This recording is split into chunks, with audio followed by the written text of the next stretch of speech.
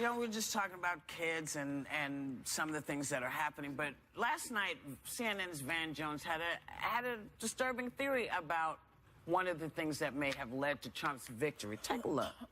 I mean, we've talked about everything but race tonight. We've talked about income. We've talked about class. We've talked about region. We haven't talked about race. This was a white lash. This was a white lash against a changing country. It was a white lash against a black president in part. And that's the part where the pain comes. And Donald Trump has a responsibility tonight to come out and reassure people that he is going to be the president of all the people who he insulted and offended and brushed aside. So,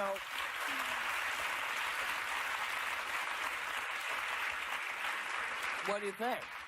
I agree about the unity part, about Trump's need to bring everyone together, but I disagree about the white lash. And the reason is that President Obama got elected in 2008, and he got reelected. And a lot of white people came out and voted for him. He got a lot of those voters. The country united in 2008. I don't care if you were Hispanic or African-American or Caucasian. I don't care what you were. You united under his message of hope and change, and then you reelected him.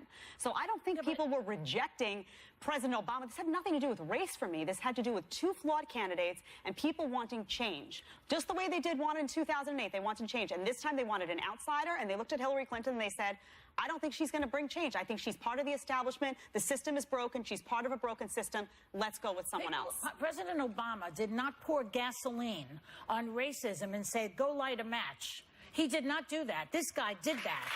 That's the difference between Obama and Trump. But they weren't voting against President Obama. They're voting against Hillary Clinton. This guy exacerbated and pulled out of the woodwork all the racism that was underlying there. One thing that happened, though, I was actually talking with Matthew Dowd behind the scenes, and he was saying that some of the people that didn't actually show up were Democrats. And one of the things that could be identified as a problem is right away from the beginning, everyone put their weight behind, well, Hillary will be the candidate. It was almost like, I'm not saying any systems were rigged. I'm just saying the DNC in their own mind and everyone in the public had decided Hillary's going to be our representative. But they maybe didn't listen to what other people in the party may have wanted, because that was the number that didn't reflect what everyone else was saying. Yeah, that's probably true. That they didn't have really enough of a primary fight. To really go back and forth. And Donald Trump actually had a higher turnout in Latino and black voters than Mitt Romney did. Unbelievable. Yeah. And he said the system was rigged. Yeah, right. You know, can I say one more thing? Yeah. You know, because Matthew Dowd made this point about how, I just was thinking while he was here, about how the leaders of the country follow the people. Remember when he said that? Yeah. Well, that may be true in some cases, but in this particular case, the FBI has stuck its 2 cents right into the middle of the election. So it's not, you know, in other words, it reeks of some kind of a nefarious outsider, the FBI, coming into the middle of the process. So it's not just about the people. It's about these organizations that are like, I don't want to use the word conspiring, but who are involved in our freedoms. But that's the problem. Many of the people who voted for him agree with you, and maybe not in the same respect with respect to the FBI, but they're saying the system is broken.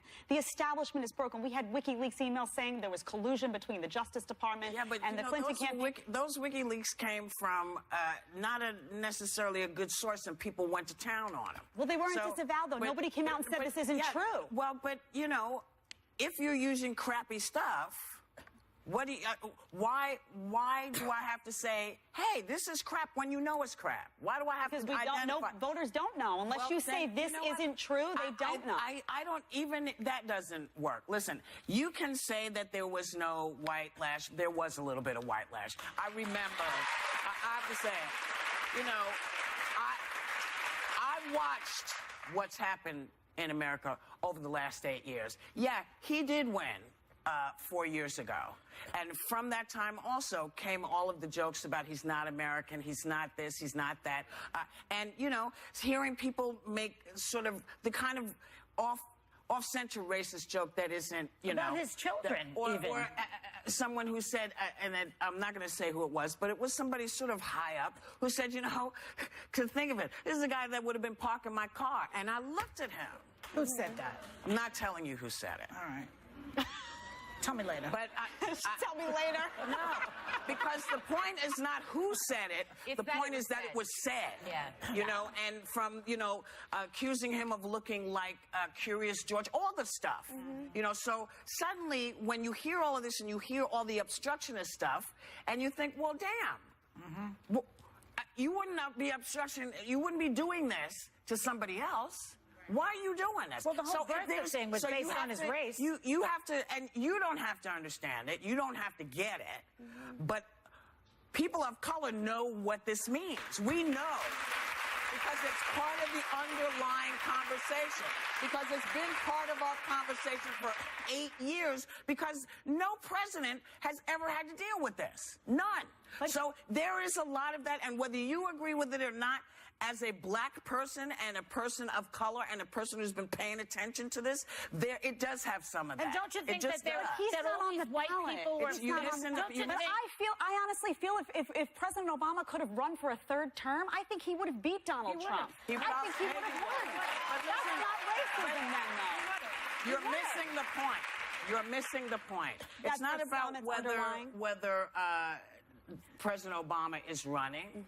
It's been what you've heard for the last 4 years is, he doesn't speak for us. He doesn't know anything about us. He doesn't have our best interests at heart. Who are they talking about? He's an American president trying to help you. People are going to say that about Trump, though, and that's not going to always be about race. For some, absolutely. What part am I missing with you? What part am I missing that The part you're not where getting? you can't. No, because I don't think you can label everything that it comes from the lens of Listen, race. I'm not labeling anything racism. I'm saying that's what it feels like. Okay. So that's what it looks I don't like, too. This is why black people don't want to talk to white people, because you can't. I'm sorry.